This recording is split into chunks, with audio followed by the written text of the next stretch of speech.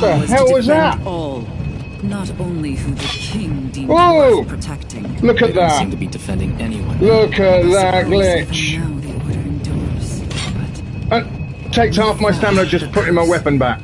we would never enter Oh, cursed lands dear. willingly. Have I got a lot to say about this game in my next video. Hi folks, and welcome back to the Grumpy Gamer channel. That's it, you guessed it. This is that channel where you get to see this old git talk about modern games. So, well, for today's in-car comments, yes, I'm in the car again.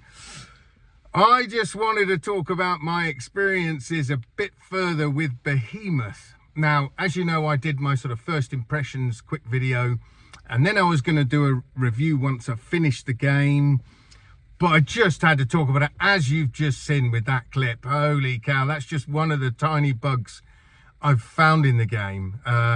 Crikey. I did find that all the way through to the first Behemoth, there wasn't that many bugs really at all. I didn't really come across many. A couple of little jitters, quite a lot of popping, quite a lot of flashing, that sort of thing. I mean, I've even come up to doorways, looked through, and it's a completely different scene to something it suddenly then changes to. It all pops in and it's completely different. So that's quite weird. But those are like minor bugs, not really any problems. And then once I got past the first Behemoth, yeah, they definitely start getting worse. As you saw there, when I got in a lift, just trying to grab my axe thing, I've got my arms doing the funky chicken all over the place, and then every time I put my weapon away, whoosh, it saps like half of my stamina, which was really weird. Thankfully, once I got out of that lift, it went back to normal. But there's another bug. I have put it up on my Facebook.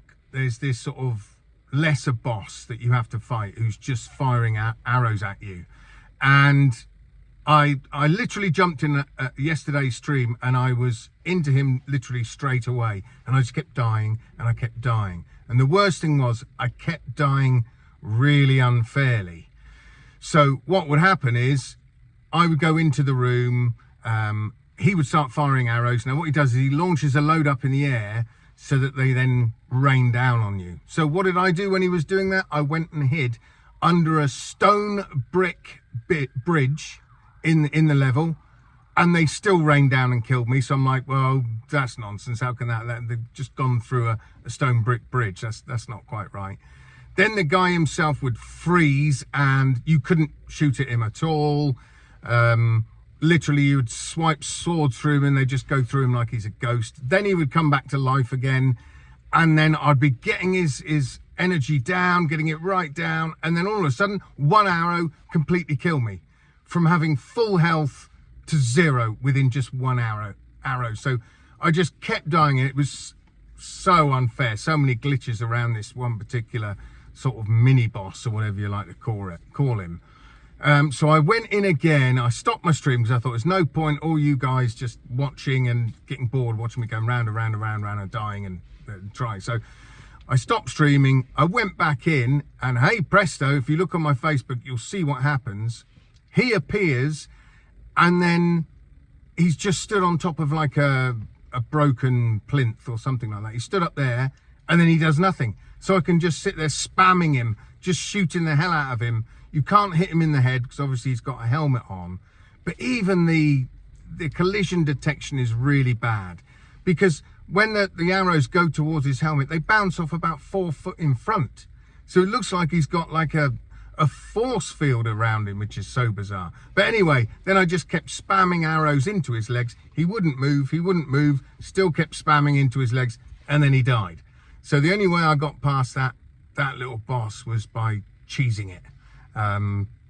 Yeah, which is a shame, because I wanted to beat him fairly and squarely, but he wasn't even fighting fairly and squarely when I first went up against him. Like I say, suddenly you'd get an insta-kill for no reason. His arrows would go through solid stone. It's all a bit messed up. So I can see why quite a few people have said, that's it, I'm putting it down until they fix all the issues. I mean, I've even heard the reason why the blood is black is that's a bug, apparently. Apparently they are turning it back to red blood. Because if you look at the trailers, there's claret flying everywhere. I mean, absolutely everywhere when you chop people up. But in the version we've got, there's literally nothing, or just like some black goo, and that's it. But like I said, I've been told that that is a glitch, a bug that they are going to sort out. Apparently that's going to be sorted out by on the next patch, which is on the 12th of December. So let's wait and see. But I have to say, it's not stopping me enjoying the game yet. You know, like I say, I've seen quite a few people go, no, that's enough for me, too many bugs, I'm bowing out until they fix it all.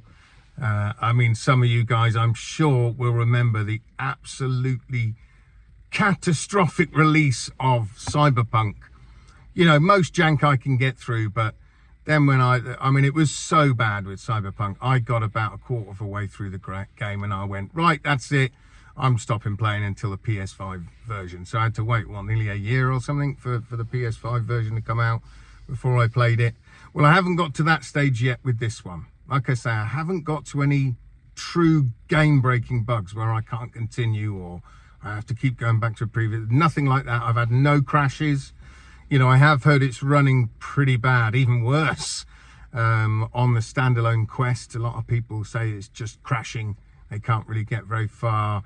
I see one video clip of a guy up against the first Behemoth and he just couldn't kill him. He was just stood there. You couldn't fire that thing into his neck to pull him down onto the spike. So the guy was just stuck. Couldn't do anything with him. So yeah, like I say though, it's not stopping me enjoying the game. I'm still really loving it. I'm still going to continue with it right through to the end. At the moment, now, don't forget, people have apparently sped run this game in under 7 hours. Well, to put it into context, I'm over 4 hours in and I'm not even anywhere near the second Behemoth yet. So, you know, for me, like I've always said, I take my time with games. I go and explore absolutely everything, look in everything. So it's always going to take me longer. But if anybody's worried about the longevity of this game, I wouldn't be. I reckon it's going to easily clock in for me 8 to 10 hours, no problem. If I'm not even at the second Behemoth yet, I would definitely say it's probably going to be around 10 for me. Now, before I go, I just wanted to mention a little game that's popped up on the Quest store for the Quest 3. It's a mixed reality game called Shattered. I'll put a little bit of the trailer up here for you. Have a look at that. So, yeah, it looks very interesting. I haven't played it yet. I've downloaded it. I'm probably going to jump in tonight. I haven't been playing my Quest actually for nigh on a couple of weeks. I haven't really touched it. I've been more on my PSVR 2. So this one looks quite good. It's got sort of a horror theme to it. And it looks a bit like an escape room, but it's obviously in your own house. So have a look at it, see what you think. It's free on Meta Plus. If you've got a Meta Plus subscription, I got the 3 months free. So it's worth a punt, worth a go on. Yeah, you don't have to pay for it, so it's worth a look. Anyway, chaps, that's it from me today. I hope you have a fantastic day. I hope you play some fantastic games. Don't forget to like and subscribe, does me a great favor. And until next time, guys, I shall see you folks on the other side. Adios.